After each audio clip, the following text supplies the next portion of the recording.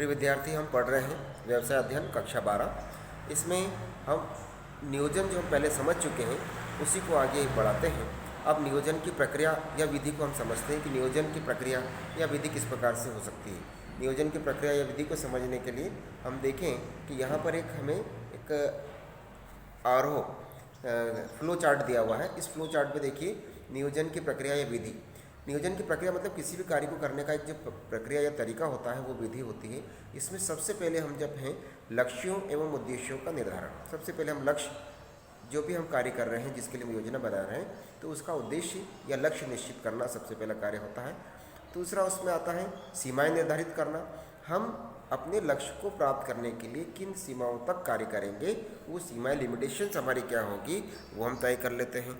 Next 3rd number पर है विभिन्न विकल्पों का निर्धारण। किसी भी कार्य को करने के विभिन्न विकल्प हो सकते हैं, अलग अलग तरीके हो सकते हैं। उन सभी तरीकों पर हम चर्चा करते हैं, उन सभी तरीकों पर विचार करते हैं। उसमें सबसे अच्छा तरीका हमारा जो होता है उसको हम तय कर लेते हैं। तो विभिन्न विकल्पों का निर्धारण करना, मूल्यांकन एवं सर्वोत्तम का चुनाव। मूल्यांकन, जितने विकल्प हमने चुने हैं उन सब विकल्पों का हम मूल्यांकन करते हैं कि कौन सा विकल्प हमारे लिए किस तरीके से बेहतर हो सकता है, और सबसे अच्छा विकल्प हमारा जो होगा उसका हम सर्वोत्तम विकल्प का चुनाव कर लेते हैं। नेक्स्ट, योजना हेतु उप योजना तैयार करना। किसी कार्य को करना, सिर्फ एक योजना बनाकर हम उस कार्य को पूर्ण रूप से नहीं कर सकते। हमें उस कार्य की छोटी छोटी विधियाँ, उप विधियाँ बनानी पड़ती है, छोटे छोटे स्तर बनाना पड़ते हैं। उन छोटे छोटे स्तरों की सहायता से हम उस बड़े लक्ष्य को प्राप्त कर सकते हैं। इसलिए हम योजना है तो उप योजनाएँ बनाते हैं। फिर क्रियाओं का चयन करना। अब उस उद्देश्य को प्राप्त करने के लिए हम जो कार्य करेंगे, जो क्रियाएँ करेंगे, उन क्रियाओं का हम चयन करते हैं। नेक्स्ट है क्रियाओं के समय तथा क्रम का निर्धारण। फिर क्रियाओं का समय कब करना है, कौन सा कार्य पहले करना है, उसके बाद कौन सा कार्य करना है, और उसके बाद कौन सा कार्य करना है।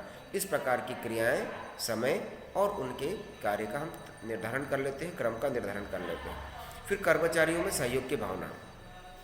किसी भी उद्देश्य को प्राप्त करने के लिए हम जब सामूहिक रूप से कार्य करते हैं तो हमारे साथ में जो कर्मचारी होते हैं उन कर्मचारियों में आपस में सहयोग की भावना का होना जरूरी है, क्योंकि जब एक दूसरे के सहयोग करेंगे तभी हम उद्देश्य को प्राप्त कर पाएंगे। क्योंकि कोई भी कार्य, कारखाना हो, उत्पादन कार्य हो, तो किसी एक व्यक्ति के द्वारा संपूर्ण गतिविधि को संचालन नहीं किया जा सकता। उसमें अन्य व्यक्तियों का भी सहयोग हमें लेना होता है, और अन्य व्यक्ति के साथ में जब हम आपस में काम करते हैं तो एक दूसरे का सहयोग की भावना होनी चाहिए। फिर नेक्स्ट है अनुगमन एवं समीक्षा। उसके बाद हम जब कार्य करते हैं, सीखते जाते हैं, और उसके बाद उसकी समीक्षा करते हैं, एनालिसिस करते हैं, विश्लेषण करते हैं, और अध्ययन करके ये पता करते हैं कि हमने जिस कार्य को जिस तरीके से करना प्रारंभ किया था वो क्रम सही था या नहीं। इस प्रकार से ये सब चीज़ें हम इसमें नियोजन की विधि में लिखते हैं।